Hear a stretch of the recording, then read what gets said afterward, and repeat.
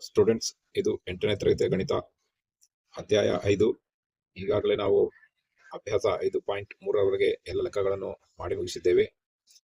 ಇದರ ಹಿಂದಿನ ವಿಡಿಯೋದಲ್ಲಿ ನಾವು 5.4 ಪ್ರಶ್ನೆ 4 ಎಲ್ಲವನ್ನು ಮಾಡಿ ಮುಗಿಸಿದ್ದೇವೆ. ಯಾರು ನನ್ನ ವಿಡಿಯೋನ ನೋಡಿಲ್ಲ ಅವರು ಹಿಂದಿನ ವಿಡಿಯೋಗಳನ್ನು ನೋಡಿ ಅದನ್ನು ತಿಳ್ಕೊಳ್ಬಹುದು. ಈಗ ನನ್ನ ಮುಂದಿನ ವಿಡಿಯೋ ವರ್ಗಗಳು ವರ್ಗಮೂಲದಲ್ಲಿ ಪ್ರಶ್ನೆ 5, ಅಭ್ಯಾಸ 5.4 ಅಧ್ಯಾಯ 5. ಇದರಲ್ಲಿ ಪ್ರಶ್ನೆ 5 ನೋಡೋಣ. ಕೆಳಗಿನ ಪ್ರತಿಯೊಂದು ಸಂಖ್ಯೆಯನ್ನು ಒಂದು ಪೂರ್ಣ ವರ್ಗ ಸಂಖ್ಯೆಯನ್ನಾಗಿ ಮಾಡಲು ಅವುಗಳಿಗೆ ಕೊಡಬೇಕಾದ ಕನಿಷ್ಠ ಸಂಖ್ಯೆಯನ್ನು ಕಂಡುಹಿಡಿಯಿರಿ ಮತ್ತು ಈ ರೀತಿ ಪಡೆದ ಪೂರ್ಣ ವರ್ಗದ ವರ್ಗಮೂಲವನ್ನು ಕಂಡುಹಿಡಿಯಿರಿ. ಈ ಪ್ರಶ್ನೆಯಲ್ಲಿ 2 ಉಪ ಪ್ರಶ್ನೆಗಳಿದ್ದಾವೆ. ಒಂದು, ಅವರು ಹೇಳಿದರೆ ಕೊಟ್ಟ ಸಂಖ್ಯೆ ಪೂರ್ಣ ವರ್ಗ ಅಲ್ಲ, ಅದರಿಂದ ಅದಕ್ಕೆ ಒಂದು ಸಂಖ್ಯೆಯನ್ನು ಕೂಡಿಸಬೇಕಾಗಿದೆ. ಕೂಡಿಸಿದಾಗ ಅದು ಒಂದು ಪೂರ್ಣವರ್ಗ ಸಂಖ್ಯೆ ಆಗ್ತದೆ. ಆ ಪೂರ್ಣವರ್ಗ ಸಂಖ್ಯೆ ಆದ್ಮೇಲೆ ಆ ವರ್ಗ ಸಂಖ್ಯೆಯ ವರ್ಗಮೂಲವನ್ನು ಸಹಿತ ಕಂಡುಹಿಡಿಯಿರಿ ಅಂತ ಕೊಟ್ಟಿದ್ದಾರೆ. ಈಗ ಲೆಕ್ಕಕ್ಕೆ ಹೋಗೋಣ. ಅದರಲ್ಲಿ ಮೊದಲನೆಯವರು ಕೊಟ್ಟ ಸಂಖ್ಯೆ ಏನಂದ್ರೆ 525. ಪರಿಹಾರ 525ಕ್ಕೆ ಕೂಡಬೇಕಾದ ಕನಿಷ್ಠ ಸಂಖ್ಯೆ ಯಾವುದು ಅಂತ ನಾವು ಭಾಗಾಕಾರ ವಿಧಾನದಿಂದ ಕಂಡುಹಿಡಿಯೋಣ. ಈಗ 525 ಬರ್ಕೊಂಡಿದೆ. ಆ ರೀತಿಯಂತೆ ಬಿಡಿ ಸಂಖ್ಯೆಯಿಂದ 2 ಸ್ಥಾನಕ್ಕೆ ಒಂದು ಗೆರೆ, ಉಳಿದ ಒಂದಕ್ಕೆ ಒಂದು ಗೆರೆ ನೀಡಲಾಗಿದೆ. ಈಗ 5ನ್ನ ಭಾಗಿಸಬೇಕಾದ್ರೆ 2 2 4, 5ರಲ್ಲಿ 4 ಹೋದ್ರೆ 1, 25 ಇಳಿಸ್ಕೊಳ್ತಿದೆ. ಈಗ 125 ಆಗಿದೆ. ಇಲ್ಲಿ 2ಕ್ಕೆ 2 ಕೂಡಿಸಿದಾಗ 4 ಬಂದಿದೆ. ಈಗ 4ಕ್ಕೆ ಪಕ್ಕದಲ್ಲಿ ಯಾವ ಸಂಖ್ಯೆ ಇಟ್ಕೊಂಡ್ರೆ ಇದಕ್ಕೆ ಸಮೀಪದ ಸಂಖ್ಯೆ ಆಗ್ತದೆ ಅನ್ನೋದನ್ನ ನೋಡಬೇಕು. ಯಾಕಂದ್ರೆ ಇದೇ ಸಂಖ್ಯೆ ಆಗುದಿಲ್ಲ, ಯಾಕಂದ್ರೆ ಇದು ಪೂರ್ಣ ವರ್ಗ ಅಲ್ಲ. ಆದ್ರಿಂದ ಇದರ ಸಮೀಪ ಸಂಖ್ಯೆಯನ್ನು ತಗೊಂಡು ನಾವು ಕಳಿಬೇಕಾಗಿದೆ. ಈಗ 4ರ ಪಕ್ಕದಲ್ಲಿ 1 ತಗೊಂಡ್ರೆ 41 ಒಂದೇ 41 ಹೋಗ್ತದೆ. ಅದು 125ಕ್ಕೆ ಬಹಳ ಕಡಿಮೆ ಸಂಖ್ಯೆ ಆಗ್ತದೆ. ಈಗ 42 ಎರಡ್ಲೆ ಎಷ್ಟಾಗ್ತದೆ? 42 ಎರಡ್ಲೆ 84. ಈಗ 84 ಹಾಕೊಳ್ಳೋಣ. ಅಥವಾ ಮುಂದಿನ ಸಂಖ್ಯೆ ಅಂದ್ರೆ 43 ಮೂರ್ಲೆ ನೋಡ್ಬೇಕಂತ ಹೇಳಿದ್ರೆ 43 ಮೂರ್ಲೆ 3 ಮೂರ್ಲೆ 9, 3 4 12, 129 ಆಯ್ತು. 129 ಅಂದ್ರೆ ಇದು 125ಕ್ಕಿಂತ ಹೆಚ್ಚಿಗೆ ಆಗಿದ್ರಿಂದ ನಾವು 42 ಎರಡ್ಲೆ ಇದಕ್ಕೆ ಹೋಗ್ಬೇಕಾಗ್ತದೆ. 42 ಎರಡ್ಲೆ 84. 5ರಲ್ಲಿ 4 ಹೋದ್ರೆ 1, 12ರಲ್ಲಿ 8 ಹೋದ್ರೆ 4 ಉಳಿತು. 41 ಶೇಷ ಉಳಿತು. ಯಾಕಂದ್ರೆ ಇದು ಒಂದು ಪೂರ್ಣ ವರ್ಗ ಸಂಖ್ಯೆ ಅಲ್ಲ, ಆದ್ರಿಂದ 41 ಶೇಷ ಉಳಿತು. ಈಗ ನಮಗೇನ್ ಗೊತ್ತಾಗ್ತದೆ ಇದರಿಂದ ಅಂದ್ರೆ 525ರ ಇಂದಿನ ಪೂರ್ಣ ವರ್ಗ ಸಂಖ್ಯೆಯ ವರ್ಗಮೂಲ 22 ಆಗಿದೆ. ಅದರಿಂದ 22ರ ವರ್ಗ ಸಂಖ್ಯೆ ಯಾವುದು? 22 ಎರಡ್ಲೆ 22 484. 484 525ರ ಇಂದಿನ ಪೂರ್ಣ ವರ್ಗ ಸಂಖ್ಯೆ. ಈಗ ಅದರ ಮುಂದಿನ ವರ್ಗ ಸಂಖ್ಯೆ ಅಂತ ಹೇಳಿದ್ರೆ 23 ಆಗ್ತದೆ. ಇಲ್ಲಿ 22ರ ವರ್ಗ ಸಂಖ್ಯೆ 484 ಮತ್ತೆ 23ರ ವರ್ಗ ಸಂಖ್ಯೆ ಎಷ್ಟಂತ ನೋಡೋಣ. 23 529 ಬಂದಿದೆ. ಈ 529 ಇದರ ಮುಂದಿನ ಪೂರ್ಣ ವರ್ಗ ಸಂಖ್ಯೆ. ಈಗ ಇದು ಮುಂದಿನ ಪೂರ್ಣ ವರ್ಗ ಸಂಖ್ಯೆ ಅಂದ್ರೆ ಇದೇ ಪೂರ್ಣ ವರ್ಗ ಸಂಖ್ಯೆ ಆಗಿದೆ. ಈ ಪೂರ್ಣ ವರ್ಗ ಸಂಖ್ಯೆ ಆಗ್ಬೇಕಾದ್ರೆ ಇದಕ್ಕೆ ಎಷ್ಟನ್ನ ಕೂಡಿಸ್ಬೇಕು ಅಂತ ಹೇಳಿದ್ರೆ ನಾವು ಇದರಿಂದ 529ರಿಂದ 525ನ ಕಳಿಬೇಕಾಗಿದೆ. ಈಗ ಇಲ್ಲಿ ಲೆಕ್ಕಕ್ಕೆ ಬರೋಣ. ಏಕೆಂದ್ರೆ 22ರ ವರ್ಗ 525ಗಿಂತ ಕಡಿಮೆ ಆಗಿದೆ. ಅಂದ್ರೆ 22ರ ವರ್ಗ ಎಷ್ಟಾಗಿದೆ? 484. ಅದು 525ಗಿಂತ ಕಡಿಮೆ ಆಗಿದೆ. ಆದ್ರಿಂದ ನಾವು ಮುಂದಿನ ವರ್ಗ ಸಂಖ್ಯೆ ಯಾವುದು? 23 ತಗೊಳ್ಳೋಣ. 23ರ ವರ್ಗ 529 ಬಂದಿದೆ. ಈಗ ನಾವೇನ್ ಮಾಡ್ಬೇಕು? ಆಗ 529 ಮೈನಸ್ 525 ಮಾಡಿದಾಗ ನಮಗೆ 4 ಬರ್ತದೆ. ಆದ್ರಿಂದ 525 ಸಂಖ್ಯೆಗೆ ಕೂಡಬೇಕಾದ ಕನಿಷ್ಠ ಸಂಖ್ಯೆ 4 ಆಗಿದೆ. ಈಗ ನಮಗೆ ಕೂಡಬೇಕಾದ ಕನಿಷ್ಠ ಸಂಖ್ಯೆ 4 ಬಂದಿದೆ. ಈಗ ಮುಂದೆ ನೋಡೋಣ. 525 ಪ್ಲಸ್ 4 ಮಾಡಿದಾಗ 529 ಬಂದಿದೆ. ಇದು ನಾವು ಪಡೆದ ಪೂರ್ಣ ವರ್ಗ ಸಂಖ್ಯೆ ಆಗಿದೆ. ಈಗ ಆ ಪೂರ್ಣ ವರ್ಗ ಸಂಖ್ಯೆ ನಾವು ಪಡ್ಕೊಂಡಿದ್ದೀವಿ. ಅದರ ಪೂರ್ಣ ವರ್ಗ ಸಂಖ್ಯೆಯ ವರ್ಗಮೂಲವನ್ನು ಸಹಿತ ಕಂಡುಹಿಡಿಯಿರಿ ಅಂತ ಹೇಳಿದರೆ ಈಗ 529ರ ವರ್ಗಮೂಲ 23 ಅಂತ ನಮ್ಗೆ ಗೊತ್ತಿದೆ. ಯಾಕಂದ್ರೆ ಹಿಂದೆ ನಾವು ಮಾಡಿದ್ದೇವೆ. 23 529 ಬಂದಿದೆ. ಅದರಿಂದ ಅದನ್ನ ಡೈರೆಕ್ಟ್ ಆಗಿ ನಾವು ಬರೀಬಹುದು, ಅಥವಾ ಮತ್ತೊಮ್ಮೆ ಮಾಡ್ಬೇಕಂದ್ರೂ ಸಹಿತ ಮಾಡಬಹುದು. 529 ಇಲ್ಲಿ 2 ಸಂಖ್ಯೆಗೆ ಎಳೆದಿದೆ, ಇಲ್ಲಿ 1 ಸಂಖ್ಯೆಗೆ ಎಳೆದಿದೆ. 2 ಎರಡ್ಲೆ 4, 5ರಲ್ಲಿ 4 ಹೋದ್ರೆ 1 ಉಳಿತು. ಅಲ್ಲಿ 29 ಇಳಿಸ್ಕೊಂಡಾಗ 129 ಆಯ್ತು. ಈಗ 2ಕ್ಕೆ 2 ಕೂಡಿಸಿದಾಗ 4 ಆಯ್ತು. 4ರ ಪಕ್ಕದಲ್ಲಿ 3 ಇಟ್ಕೊಂಡು 43 ಮೂರ್ಲೆ 129. ಯಾಕಂದ್ರೆ ನಮಗೆ ಗೊತ್ತಿದೆ 43 ಮೂರ್ಲೆ 129 ಅಂತ ಹಿಂದೆ ಮಾಡಿದ್ದೀವಿ. ಮಾಡಿದಾಗ ನಮಗೆ 0 ಬರ್ತದೆ. ಈಗ 529ರ ವರ್ಗಮೂಲ 23 ಅಂತ ಇಲ್ಲಿ ಬರ್ತಿದೆ. ಈಗ ಪ್ರಶ್ನೆ 5ರಲ್ಲಿ 2ನೇ ಲೆಕ್ಕ ಹೋಗೋಣ. 2ನೇ ಲೆಕ್ಕ ಏನ್ ಕೇಳಿದರೆ 1750 ಕೊಟ್ಟಿದ್ದಾರೆ. ಈ 1750ರ ವರ್ಗಮೂಲ ಎಷ್ಟು ಅಂತ ಕಂಡುಹಿಡಿಯೋಣ. ಭಾಗಾಕಾರ ವಿಧಾನದಿಂದ ಕಂಡುಹಿಡಿಯೋಣ. ಪರಿಹಾರ 1750ಕ್ಕೆ ಕೂಡಿಸಬೇಕಾದ ಕನಿಷ್ಠ ಸಂಖ್ಯೆ. ಅದನ್ನ ಭಾಗಾಕಾರ ಮೂಲಕ ವಿಧಾನದಿಂದ ಕಂಡುಹಿಡಿಯೋಣ. 1750 ಬಿಡಿ ಸ್ಥಾನದಿಂದ 2 ಸ್ಥಾನಕ್ಕೆ ಒಂದು ಗೆರೆ, ಇಲ್ಲಿ 2 ಸ್ಥಾನಕ್ಕೆ ಒಂದು ಗೆರೆ ಹಾಕೊಂಡು ಭಾಗಿಸಿದಾಗ 4 4 16 ಈಗ 5 ತಗೊಂಡ್ರೆ 5 5 25 ಆಗ್ತದೆ. 17ಕ್ಕಿಂತ ಜಾಸ್ತಿ ಆಗುತ್ತೆ. ಆದ್ದರಿಂದ 4 4 16 ತಗೊಂಡಾಗ 17ರಲ್ಲಿ 16 ಹೋದ್ರೆ 1 ಉಳಿತು. ಈಗ ಇಲ್ಲಿ 2 ಗೆರೆ ಹಾಕೋದ್ರಿಂದ 50ನ ಕೆಳಗಿಳಿಸ್ಕೊಂಡಾಗಿದೆ. ಇಲ್ಲಿ 150 ಆಯ್ತು.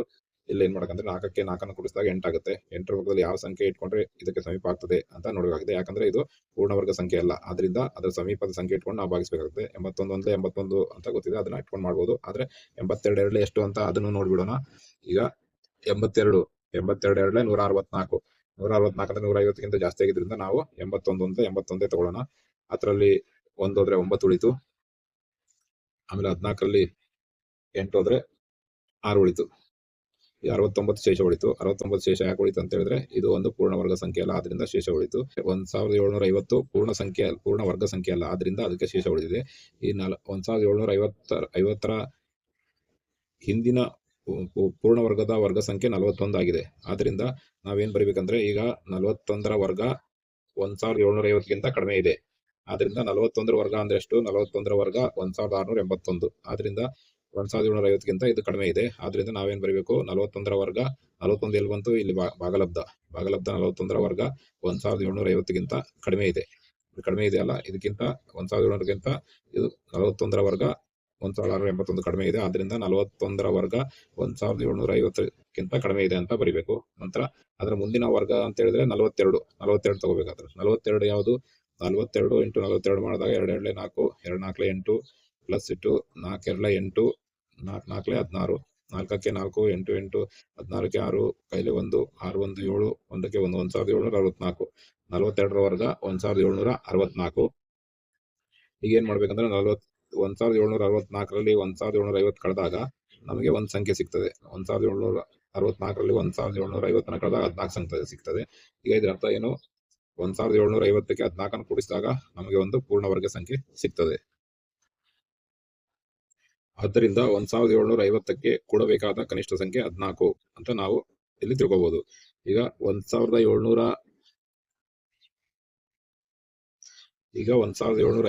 ಪ್ಲಸ್ 14 ಮಾಡಿದಾಗ ನಮ್ಗೆ ಬರ್ತದೆ ಎಷ್ಟು? 1764 ಬರ್ತದೆ. ಇದು ಒಂದು ಪೂರ್ಣವರ್ಗ ಸಂಖ್ಯೆ. ಆದ್ರಿಂದ 1764 ಸಂಖ್ಯೆಯ ವರ್ಗಮೂಲ. ಈಗ ನಮಗೆ ನಾವು ಪಡೆದ ಪೂರ್ಣವರ್ಗ ಸಂಖ್ಯೆ ಯಾವುದು? 1764. ಆದ್ರಿಂದ ಇದರ ಪೂರ್ಣವರ್ಗ ಸಂಖ್ಯೆಯ ವರ್ಗಮೂಲವನ್ನ ಸಹ ಕಂಡುಹಿಡಿಯಿರಿ ಅಂತ ಹೇಳಿದ್ದಾರೆ.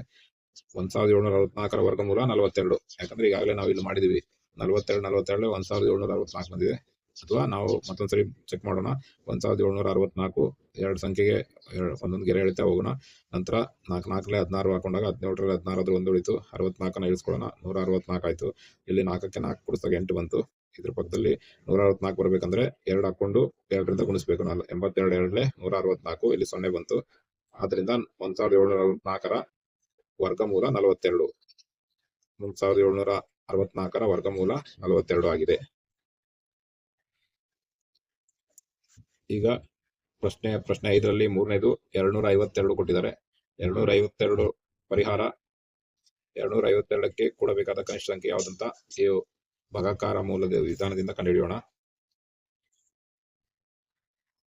252 ಗೆರೆ ಹಿಡ್ಕೊಳ್ಳೋಣ. ಈಗ 2ಕ್ಕೆ ಭಾಗಿಸ್ಬೇಕು. 1 1 1, 2ರಲ್ಲಿ 1 ಹೋದ್ರೆ 1 ಉಳಿತು. 52ನ ಕೆಳಗಿಳಿಸ್ಕೊಂಡಾಗ 152 ಆಯ್ತು. ಈಗ 1ಕ್ಕೆ 1ಅನ್ನು ಕೂಡಿಸಿದಾಗ 2 ಆಯ್ತು. ಈಗ 2ಕ್ಕೆ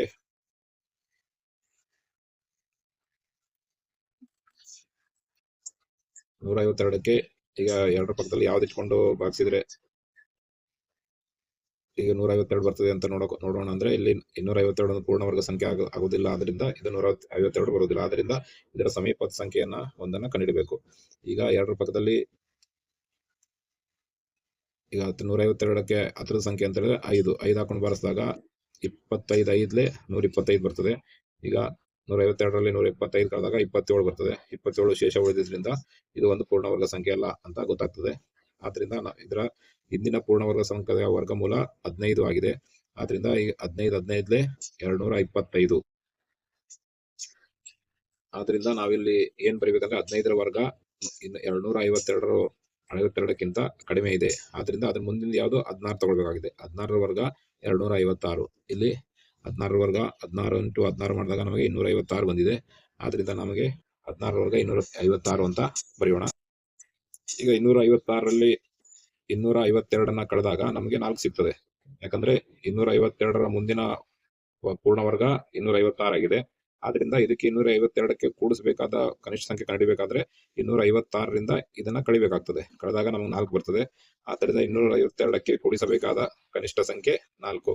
ಈಗ 252 ಪ್ಲಸ್ 4 ಮಾಡಿದಾಗ 256 ಬಂದಿದೆ. ಇದು ಒಂದು 252ಕ್ಕಿಂತ ಮುಂದಿನ ಪೂರ್ಣ ಸಂಖ್ಯೆ. 256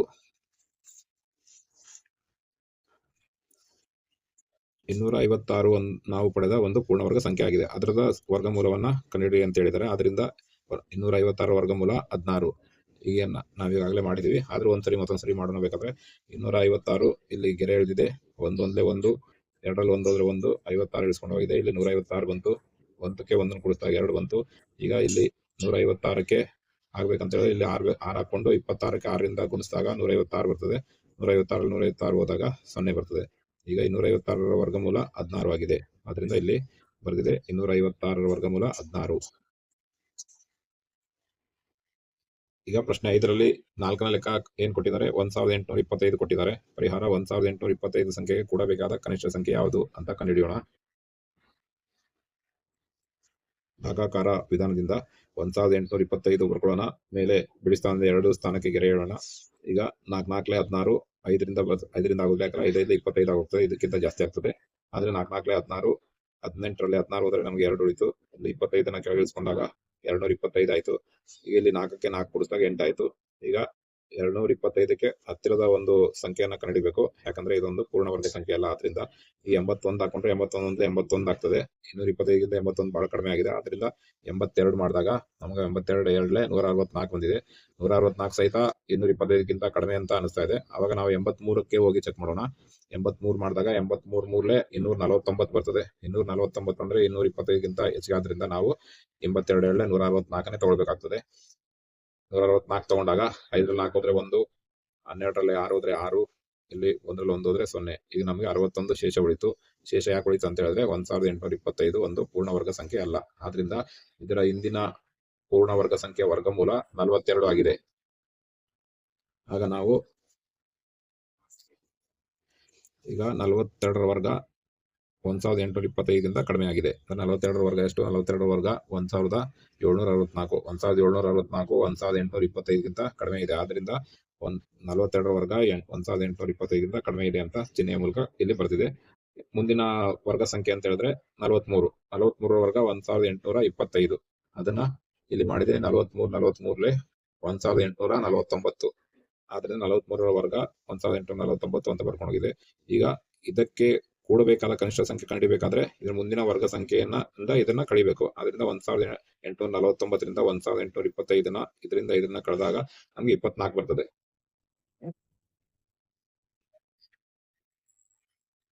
ಆದ್ದರಿಂದ 1825ಕ್ಕೆ ಕೂಡಬೇಕಾದ ಕನಿಷ್ಠ ಸಂಖ್ಯೆ 24 ಆಗಿದೆ. ನಂತರ ನಾವೇನ್ ಮಾಡ್ಬೇಕು? ಈಗ 1825 ಪ್ಲಸ್ 24 ಮಾಡಿದಾಗ 1849 ಬಂತು. ಈಗ ಈ ಸಂಖ್ಯೆಗೆ ಕೂಡಬೇಕಾದ ಕನಿಷ್ಠ ಸಂಖ್ಯೆ ಇದು. ಆದ್ರಿಂದ ಇದನ್ನ ಕೂಡಿದಾಗ ನಮಗೆ 1849 ಬಂದಿದೆ. ಇದು ಒಂದು ಪೂರ್ಣವರ್ಗ ಸಂಖ್ಯೆ. 1825ರ ಮುಂದಿನ ಪೂರ್ಣವರ್ಗ ಸಂಖ್ಯೆ ಆಗಿದೆ. ಈಗ ನಾವು ಪೂರ್ಣವರ್ಗ ಸಂಖ್ಯೆ ವರ್ಗಮೂಲವನ್ನು ಸಹಿತ ಕಂಡುಹಿಡಿಯೋಣ. ಈಗ 1849 ಸಂಖ್ಯೆಯ ವರ್ಗಮೂಲ ಎಷ್ಟಾಗಿದೆ? 43 ಬಂದಿದೆ. 43 ಅಂತ 43ಲೆ 1849 ಅಂತ ಈಗಾಗಲೇ ನಾವು ಕಂಡುಹಿಡಿದೀವಿ. ಆದ್ರಿಂದ ಇದು ಡೈರೆಕ್ಟ್ ಆಗಿ 1849 ವರ್ಗಮೂಲ 43 ಅಂತ ಬರೀಬಹುದು, ಅಥವಾ ಮತ್ತೊಂದ್ಸರಿ ಬೇಕಾದ್ರೆ ನೀವು ಮಾಡಬಹುದು. ಭಾಗಾಕಾರ ವಿಧಾನದಿಂದ 1849 ಬರ್ಕೊಂಡಿದೆ. 2 ಸಂಖ್ಯೆಗೆ ಗೆರೆ ಎಳೆದಿದೆ. ಈಗ 4 4ಲೆ 16, 18ರಲ್ಲಿ 16 ಹೋದ್ರೆ 2 ಉಳಿತು, 49 ಇಳಿಸ್ಕೊಂಡು ಹೋಗಿದೆ. ಇಲ್ಲಿ 249 ಆಗಿದೆ. ಈಗ 4ಕ್ಕೆ 4 ಕೂಡಿಸಿದಾಗ 8 ಆಗಿದೆ. 8ರ ಪಕ್ಕದಲ್ಲಿ 3 ಹಾಕೊಂಡು 83 ಮೂರ್ಲೆ ಮಾಡಿದಾಗ 249 ಬರ್ತದೆ. 249ರಲ್ಲಿ 249 ಕಳೆದಾಗ 0 ಬರ್ತದೆ. ಈಗ 1849 ವರ್ಗಮೂಲ 43. ಅದನ್ನೇ ಇಲ್ಲಿ ಬರ್ದಿದೆ. 1849 ವರ್ಗಮೂಲ 43. ಈಗ ಪ್ರಶ್ನೆ ಸಂಖ್ಯೆ 5ಕ್ಕೆ ಹೋಗೋಣ. 5ನೇ ಪ್ರಶ್ನೆ 6412 ಅಂತ ಕೊಟ್ಟಿದ್ದಾರೆ. 6412ಕ್ಕೆ ನಾವು ಒಂದು ವರ್ಗಮೂಲವನ್ನು ಕಂಡುಹಿಡಿಯೋಣ. ಪರಿಹಾರ 6412 ಸಂಖ್ಯೆಗೆ ಕೂಡಬೇಕಾದ ಕನಿಷ್ಠ ಸಂಖ್ಯೆ. ಈಗ ಭಾಗಾಕಾರ ವಿಧಾನದಿಂದ 6412 ಮೇಲೆ 2 ಸಂಖ್ಯೆಗೆ ಗೆರೆ ಎಳೆದಿದೆ. ಈಗ 8 8ಲೆ 64, 64 ಹೋದ್ರೆ 0. ಈಗ 12 ಕೆಳಗೆ ಇಳಿಸ್ಕೊಂಡಿದೆ. ಈಗ 8ಕ್ಕೆ 8 ಕೂಡಿಸಿದಾಗ 16 ಬಂದಿದೆ. ಈಗ 16 ಪಕ್ಕದಲ್ಲಿ 1 ಹಾಕೊಂಡು ಗುಣಿಸಿದ್ರೆ 161 ಒಂದೇ 161 ಬರ್ತದೆ. ಇದು 12ಗಿಂತ ಜಾಸ್ತಿ ಆಗ್ತದೆ. ಆದ್ರಿಂದ ನಾವೇನ್ ಮಾಡಬೇಕು, 0 ಹಾಕೊಳ್ಳೋಣ. 0 ಹಾಕೊಂಡು 0ಯಿಂದ ಗುಣಿಸೋಣ. 0 0ಗೆ 0 0 6 ಗುಣಿಸಿದ್ರೆ 0 0 1 ಗುಣಿಸಿದ್ರೆ 0 ಎಲ್ಲ 0 ಆಗಿದ್ರಿಂದ ಈಗ ನಮಗೆ ಶೇಷ 12 ಉಳಿದಿದೆ. ಶೇಷ 12 ಉಳಿದಿದ್ರಿಂದ 6412 ಒಂದು ಪೂರ್ಣ ವರ್ಗ ಸಂಖ್ಯೆ ಅಲ್ಲ. ಈ ಸಂಖ್ಯೆಯ ಇಂದಿನ ಪೂರ್ಣ ವರ್ಗದ ವರ್ಗಮೂಲ 80 ಆಗಿದೆ. ಆದ್ರಿಂದ ನಾವು 80 × 80 ಮಾಡಿದಾಗ 80 6400 ಬಂದಿದೆ. ಇದು 6412ರ ಇಂದಿನ ವರ್ಗ ಸಂಖ್ಯೆ. ಈಗ ನಾವು ಅದರ ಮುಂದಿನ ವರ್ಗ ಸಂಖ್ಯೆ ಇದಕ್ಕೆ ಕೂಡಿಸಬೇಕಾಗಿದ್ದರಿಂದ ನಾವು ಅದರ ಮುಂದಿನ ವರ್ಗ ಸಂಖ್ಯೆಯನ್ನು ಕಂಡುಹಿಡಿಯಬೇಕಾಗಿದೆ. ಆದ್ರಿಂದ 80ರ ವರ್ಗ 6400 ಆದ್ರಿಂದ 6400 ಕೊಟ್ಟಂತ ಇಲ್ಲಿ ಲೆಕ್ಕದಲ್ಲಿ ಏನು ಕೊಟ್ಟಿದೆ, ಈ ಲೆಕ್ಕದಲ್ಲಿ ಕೊಟ್ಟಂತ 6412ಕ್ಕಿಂತ 80ರ ವರ್ಗ ಕಡಿಮೆ ಇದೆ. ಆದ್ರಿಂದ ನಾವು ಮುಂದಿನ ವರ್ಗಕ್ಕೆ ಹೋಗೋಣ. ಮುಂದಿನ ವರ್ಗ ಅಂದ್ರೆ 81 ಸ್ಕ್ವೇರ್. 81ರ ವರ್ಗ 6561. ಇದನ್ನ ಇಲ್ಲಿ ಮಾಡಿದೆ. 81 × 81 ಮಾಡಿದಾಗ ನಮಗೆ 6561 ಬಂದಿದೆ. ಆದ್ರಿಂದ 81ರ ವರ್ಗ 6561 ಅಂತ ಬರ್ಕೊಂಡಿದೆ. ಈಗ ನಾವೇನ್ ಮಾಡಬೇಕು, 6561ರಲ್ಲಿ ಕೊಟ್ಟಂತ 4412 ಕಳೆದಾಗ ನಮಗೆ ಉತ್ತರ ಎಷ್ಟು ಬರ್ತದೆ? 6561ರಲ್ಲಿ 4412ನ್ನ ಕಳೆದಾಗ ನಮಗೆ 169 ಬಂದಿದೆ. ಆದ್ರಿಂದ ನಾವು 6412ಕ್ಕೆ ಕೂಡಬೇಕಾದ ಕನಿಷ್ಠ ಸಂಖ್ಯೆ 149. ಆದ್ದರಿಂದ 6412ಕ್ಕೆ ಕೂಡಬೇಕಾದ ಕನಿಷ್ಠ ಸಂಖ್ಯೆ 149 ಆಗಿದೆ. ಈಗ 6412ಕ್ಕೆ 149 ಕೂಡಿದಾಗ 6561 ಬಂದಿದೆ. ಇದು ಮುಂದಿನ ಪೂರ್ಣವರ್ಗ ಸಂಖ್ಯೆ ಆಗಿದೆ. ಆದ್ದರಿಂದ ಪಡೆದ 6451 ಸಂಖ್ಯೆ ವರ್ಗಮೂಲ ಅದನ್ನು ಸಹಿತ ಕಂಡುಹಿಡಿಯಬೇಕು. 6561ರ ವರ್ಗಮೂಲ 81 ಆಗಿದೆ. 81 ಈಗ ನಾವು ಈಗಾಗಲೇ ಇಲ್ಲಿ ಗುಣಿಸಿ ಮಾಡಿದ್ದೀವಿ. 81ರ ವರ್ಗ ಅಂತ ಹೇಳಿದ್ರೆ 6561. ಮತ್ತೊಂದ್ಸರಿ ಮಾಡ್ಬೇಕಂದ್ರೆ 6561 ಬರ್ಕೊಂಡು 2 ಗೆರೆ ಎಳೆದಾಗ 8 8 64, 65ರಲ್ಲಿ 64 1 ಉಳಿತು. ಇಲ್ಲಿ 61 ಇಳಿಸ್ಕೊಂಡಿದೆ. ಇಲ್ಲಿ 8ಗೆ 8 ಕೂಡಿಸಿದಾಗ 16 ಆಗಿದೆ. ಇಲ್ಲಿ 161 ಇರೋದ್ರಿಂದ 16 ಪಕ್ಕದಲ್ಲಿ 1 ಹಾಕಿದಾಗ 161 ಆಗ್ತದೆ. 161 ಒಂದೇ 161 0 ಬೀಳ್ತದೆ. ಆದ್ರಿಂದ ನಮಗೆ ಏನ್ ಬಂತು, 6561ರ ವರ್ಗಮೂಲ 81. ಅದನ್ನೇ ಇಲ್ಲಿ ಬರ್ತಿದೆ, 6561ರ ವರ್ಗಮೂಲ 81.